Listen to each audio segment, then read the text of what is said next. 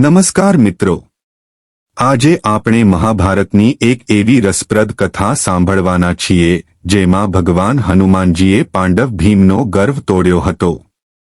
આ કથા આપણને શીખવે છે કે શક્તિ કેટલી પણ હોય પરંતુ અહંકાર ક્યારેય ન કરવો. ભીમને પોતાની શક્તિ પર ગર્વ હતો.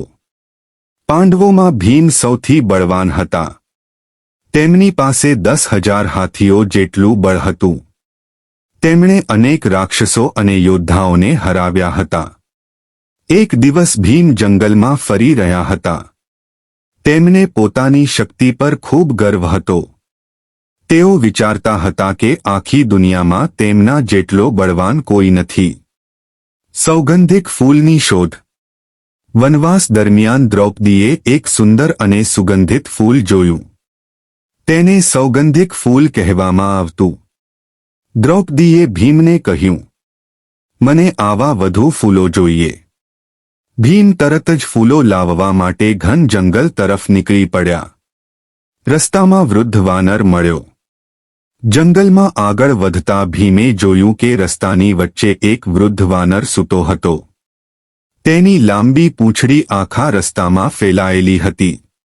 ભીમ ગુસ્સે થઈને બોલ્યા, એ વાનર, મારી રસ્તામાંથી દૂર થા.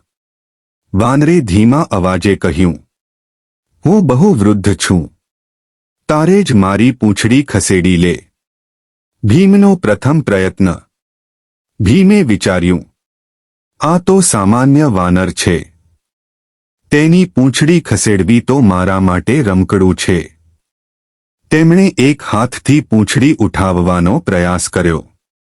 પરંતુ પૂંછડી જરાય ખસી નહીં. ભીમને આશ્ચર્ય થયું. ભીમનો બીજો પ્રયત્ન. હવે ભીમે બંને હાથથી સંપૂર્ણ બળ લગાવ્યું. તેમના શરીરમાંથી પરસેવો છૂટી ગયો. પણ પૂંછડી 1 ઇંચ પણ ખસી નહીં. ભીમને સમજાતું ન હતું કે આવું કેવી રીતે શક્ય છે. ભીમને પોતાની ભૂલ સમજાઈ. હવે ભીમનો ગર્વ ઓગળવા લાગ્યો. તેમણે નમ્રતાથી પૂછ્યું, હે મહાત્મા, તમે કોણ છો? સામાન્ય વાનર તો હોઈ જ ન શકો. હનુમાનજીનું અસલી સ્વરૂપ. વાનર સ્મિત કરીને ઊભા થયા. થોડી જ ક્ષણોમાં તેમણે પોતાનું વિરાટ સ્વરૂપ ધારણ કર્યું. આકાશ સુધી પહોંચતું દિવ્ય સ્વરૂપ જોઈને ભીમ ચકિત થઈ ગયા. તે કોઈ સામાન્ય વાનર નહોતા. તે હતા પવનપુત્ર હનુમાન. 2 ભાઈઓની મુલાકાત. હનુમાનજી અને ભીમ બંને વાયુદેવના પુત્ર હતા. એટલે તેઓ ભાઈ ગણાતા. ભીમ તરત જ હનુમાનજીના ચરણોમાં પડી ગયા. હનુમાનજીએ પ્રેમથી કહ્યું, ભીમ, શક્તિ ભગવાનની ભેટ છે. તેનો ગર્વ કરવો યોગ્ય નથી. હનુમાનજીનો ઉપદેશ. હનુમાનજીએ ભીમને સમજાવ્યું, જે માણસને પોતાની શક્તિનો અહંકાર થઈ જાય છે તે સાચા માર્ગથી ભટકી જાય છે. સાચો યોદ્ધા તે છે જે શક્તિ સાથે નમ્રતા પણ રાખે. ભીમે માથું ઝુકાવીને પોતાની ભૂલ સ્વીકારી.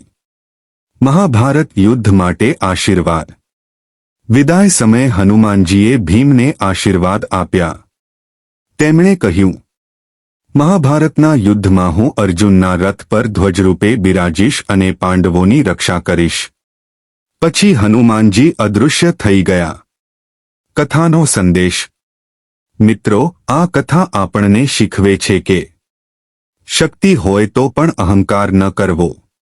નમ્રતા માણસને મહાન બનાવે છે. ભગવાન પોતાના ભક્તોને યોગ્ય સમયે સાચો માર્ગ બતાવે છે. જય શ્રી રામ, જય બજરંગબલી.